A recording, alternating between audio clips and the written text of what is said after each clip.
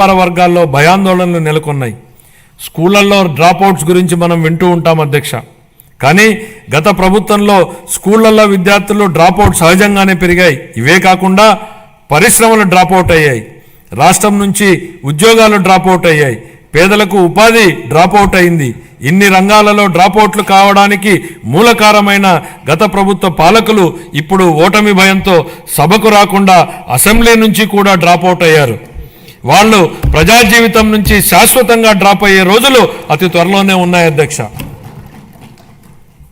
అనేక పరిశ్రమలు, ఎంఎస్ఎంఈలు, ఎస్సీ మరియు ఎస్టీ వర్గాలకు చెందిన వ్యాపారవేత్తలకు ప్రోత్సాహాల కోసం ఇవ్వాల్సిన 11,000 కోట్ల రూపాయల పైగా బకాయిలను గత ప్రభుత్వం నిలిపేసింది. వీటిలో 377.73 కోట్ల రూపాయల బకాయిలను మా ప్రభుత్వం ఇప్పటికే చెల్లించింది. ఒకప్పుడు వ్యాపారాన్ని ఈజ్ ఆఫ్ డూయింగ్ బిజినెస్ గురించి మాట్లాడుకున్నాం. ఇప్పుడు మన గౌరవ ముఖ్యమంత్రి గారు స్పీడ్ ఆఫ్ డూయింగ్ బిజినెస్ పై దృష్టి సారించారు. ప్రతి ఇంటికి ఒక ఐటీ ఉద్యోగి ఉండాలని అప్పట్లో మేము కృషి చేశాం. నేడు ఇంకొక అడుగు ముందుకేసి ప్రతి కుటుంబానికి వ్యాపారవేత్త ఉండాలనే లక్ష్యంతో ముందుకెళ్తున్నాం. ఓర్వకల్లు, కొప్పర్తి అనే 2 పారిశ్రామిక వాడలకు ఆర్థిక సహాయం అందించి అభివృద్ధి చేసేందుకు కేంద్ర ప్రభుత్వం ఆమోదం తెలిపింది. పారిశ్రామిక కారిడార్ అభివృద్ధి పథకం కింద మూలపేట, దొనకొండ, చిలమత్తూరు మరియు కుప్పం అనే 4 కొత్త పారిశ్రామిక వాడలను ఎంపిక చేయడం జరిగింది.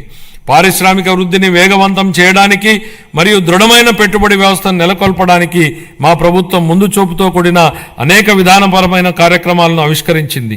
4 లక్షల మందికి ఉద్యోగ అవకాశాలు కల్పించే దిశగా ప్రధాన పెట్టుబడిదారులైన NTPC, green energy limited, Arcelor Mittal steel company, NHPC, BPCL, Reliance industries, LG electronics, TCS, Tata power, Greenko group, Hero future energies, Ecoren ఎనర్జీల నుండి మా ప్రభుత్వం 6.3 లక్షల కోట్ల రూపాయల పెట్టుబడి హామీలను సాధించగలిగింది.